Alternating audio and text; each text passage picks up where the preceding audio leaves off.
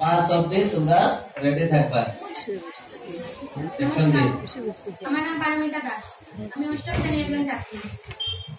এখন আমি আমার জীবনের লক্ষ্য সম্বন্ধে কিছু কথা বলবো।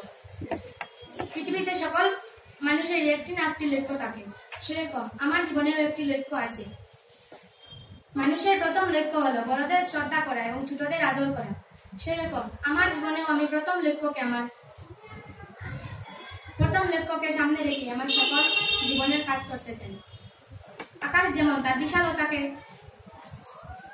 বিশালতাকে সমগ্র বিশ্বে ছড়িয়ে দিয়েছে, সেরকম আমি আমার প্রতিভার বিশালতাকে সবার কাছে ছড়িয়ে দিতে চাই